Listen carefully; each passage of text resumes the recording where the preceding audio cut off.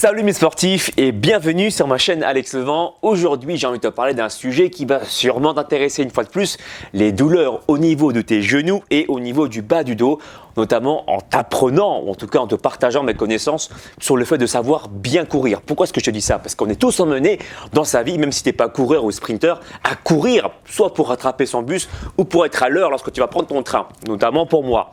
Et je vais te raconter d'autant plus une anecdote personnelle parce que moi, je n'ai plus de ligament croisé antérieur au niveau de mon genou gauche. Donc, je ressens particulièrement les douleurs lorsque je cours mal. Et je vais te partager, encore une fois, la technique que moi j'applique pour éviter ce genre de douleurs. Tout ce que je vais te partager aujourd'hui ne tient qu'à moi. Donc voilà, il faut prendre avec des pincettes tout ce que je vais te dire aujourd'hui et à les appliquer sur soi en fonction des circonstances et en fonction également des ressentis musculaires. Ok? Alors, je voulais revenir sur une chose parce qu'il y a plusieurs écoles sur le fait qu'il faut courir soit en cycle avant ou en cycle arrière. Si tu ne sais pas de quoi je parle, je vais simplifier un peu les choses, je vais le vulgariser un petit peu. En cycle avant, c'est lorsque tu vas poser l'avant du pied en premier au sol et lorsque tu cours en cycle arrière, c'est lorsque tu poses d'abord ton talon en premier. D'accord? Talon, puis ensuite tu déroules ton pied. Alors, il y a plusieurs écoles, il y a plusieurs avis là-dessus, ceux qui sont pour le cycle avant et ceux qui sont pour le cycle arrière. Moi, j'ai essayé les deux. J'étais plutôt en cycle arrière pendant un certain temps et je suis passé depuis pas longtemps en cycle avant et je peux te dire que je sens une différence, personnellement, encore une fois, c'est à titre personnel, des douleurs qui sont réduites au niveau des genoux et au niveau du bas du dos et je vais t'expliquer comment est-ce que je fais. Lorsque tu cours en cycle arrière, les zones de choc sont bien plus importantes lorsque tu les poses au sol parce que ta jambe elle est tendue et les zones de choc vont monter de manière verticale, donc directement jusqu'à ton genou et jusqu'à ta hanche et voire même jusqu'au disque intervertébraux. Donc c'est bien pour ça qu'il est plutôt déconseillé dans ce sens de courir en cycle arrière pour justement éviter de ramasser toutes ces zones de choc. Et lorsque tu cours en cycle avant, c'est l'inverse qui se produit. Il se passerait que, tu vois, lorsque tu poses ton pied en premier, si tu veux, les zones de choc sont plus ou moins dispersées et ça va être amorti par une triple flexion. La flexion, regarde, je te montre en vidéo ici, la flexion au niveau de la cheville, la flexion au niveau du genou et la flexion au niveau de la hanche. Tu as donc une triple flexion qui va amortir en fait les ondes de choc lorsque tu cours en cycle avant. Tu vois bien que les ondes de choc ne sont pas réparties de la même manière que lorsque tu cours en cycle arrière, où là par contre, les ondes de choc montent directement, comme je te l'ai dit tout à l'heure, directement au niveau des genoux, au niveau de la hanche et au niveau des disques intervertébraux. Je vais également te montrer quelques petits extraits sur internet que j'ai trouvé super intéressants. C'est un podologue qui explique super bien l'intérêt de courir en cycle avant concernant justement les ondes de choc. Regarde ça. Le but n'est pas de poser le pied comme ça, c'est pas possible, on ne peut pas courir comme ça. Mais le but c'est simplement de poser le pied d'abord au niveau de l'avant-pied, légère incidence, on pose le talon et on repart.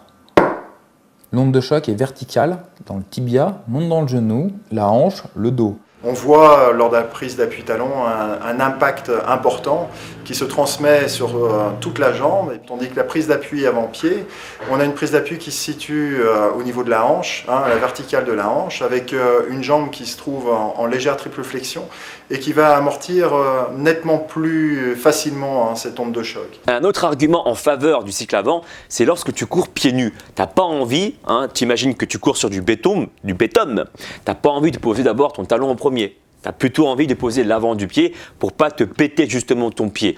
Donc ça, c'est un réflexe qui est naturel. C'est pour ça que certains spécialistes vont te dire que d'un point de vue naturel, il est plus logique de poser d'abord l'avant de ton pied que le talon en premier si tu n'avais pas de chaussures amortissantes. Maintenant, quand on a des chaussures amortissantes, revenant justement au contexte réel, on a plus envie en tout cas de poser le talon en premier. Mais voilà, encore une fois, ce n'est pas forcément le premier geste naturel qu'on ferait en temps normal si on n'avait pas de chaussures. C'est un peu comme si tu devais t'imaginer sortir de la douche, tu poses d'abord l'avant de ton pied avant le talon. Lorsque tu ne veux pas faire du bruit, et bien là, pour les zones de choc, c'est exactement la même chose. Tu poses d'abord l'avant de ton pied et seulement après le talon. La première chose à faire, c'est de choisir des chaussures plutôt plates avec peu d'amorti sur le talon et ça va t'inciter à poser le pied, l'avant de ton pied avant le talon lorsque tu vas le poser au sol. Ça, c'est super important. Donc, choisis des chaussures plutôt plates. Deuxième chose à savoir, c'est lorsque tu cours en cycle avant, moi je te conseille de créer un léger déséquilibre volontaire en début de la course. Le centre de gravité sera situé plus loin devant en cycle avant que en cycle arrière et ça encore c'est normal. Tu as le corps légèrement penché en avant, tu remarqueras aussi que tes foulées sont bien plus petites et ça encore c'est tout à fait normal. Et si tu as la chance d'avoir une salle de sport, encore mieux, eh ben, tu commences sur le tapis de course en chaussettes. Et là, ça va t'inciter justement à poser l'avant de ton pied en premier que le talon. C'est une expérience à tenter. Passons maintenant aux inconvénients. Alors, il s'avère que moi, je n'ai plus de douleur au niveau des genoux depuis que je cours en cycle avant, mais il faut préciser que je ne cours pas longtemps. Je cours environ pas plus d'une demi-heure, voire 40 minutes au grand maximum. Donc, je ne sais pas comment ça pourrait se passer si par exemple, je m'amusais à travailler par exemple pour des séances de marathon, pour justement, on va faire du 5, voire même du 10 km par jour. Là, je ne sais pas comment mon genou va réagir, tu vois. Et après, il faut également voir par rapport par rapport au terrain.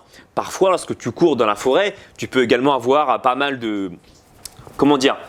pierres, pas mal de bois qui sont mis un peu n'importe comment. Et parfois, c'est vrai que courir d'abord en posant l'avant du pied, tu peux te retrouver quand même, je pense, tu me diras dans la barre des commentaires ce que tu en penses, mais plus déstabilisé que si tu cours en posant d'abord le talon en premier. Tu as plus de chances, t'as moins de chances de te casser la gueule. Un deuxième point négatif lorsque tu cours en cycle avant, je pense encore une fois, c'est que si tu n'es pas habitué à courir en cycle avant, tu risques d'avoir des putains de contractions au niveau de ton mollet. Parce que je peux dire que le mollet il travaille intensément et au niveau de la contraction des muscles, ça n'a rien à voir par rapport au cycle arrière. Moi, je te conseille d'y aller progressivement lorsque tu veux courir en cycle avant. Par exemple, tu peux faire 30 secondes, pas plus, en cycle avant, tu cours en cycle avant, donc tu poses d'abord l'avant de ton pied et puis tu reviens pendant 2 ou 3 minutes comme ça en cycle arrière.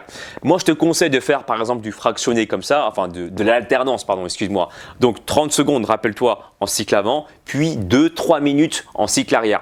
Voilà, tu peux faire ce cycle-là par exemple 5-6 fois pour t'habituer un peu plus et puis au fur et à mesure, tu vas diminuer le temps que tu vas passer en cycle arrière pour mettre plus de temps en cycle avant. Par exemple, tu passes de 30 secondes en cycle avant à 45 secondes au bout de 2-3 séances derrière. Et puis ensuite, encore 2-3 séances plus tard, tu passes de 45 secondes à 1 minute en cycle avant et tu réduis du coup ton cycle arrière. Tu comprends ce que je veux dire ou pas? La question maintenant qu'il faut se poser, est-ce qu'il faut absolument passer en cycle avant? Moi, je pense que tout dépend également du ressenti musculaire, des ressentis, des douleurs de chacun.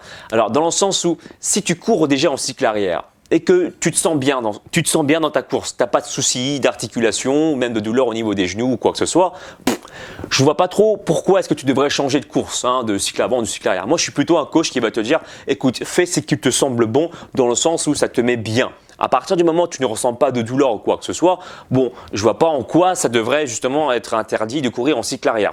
Maintenant, moi, je te parle en connaissance de cause et de ma vie personnelle, dans le sens de mon ressenti personnel, encore une fois, dans le sens où moi j'ai couru en cycle arrière avec des gros amortis sur le talon, j'ai eu au début quelques améliorations et puis après, du coup, j'ai toujours eu un peu mal au niveau des genoux. Et lorsque j'ai couru en cycle avant, au fur et à mesure, c'est à ce moment-là que j'ai vraiment ressenti des bienfaits.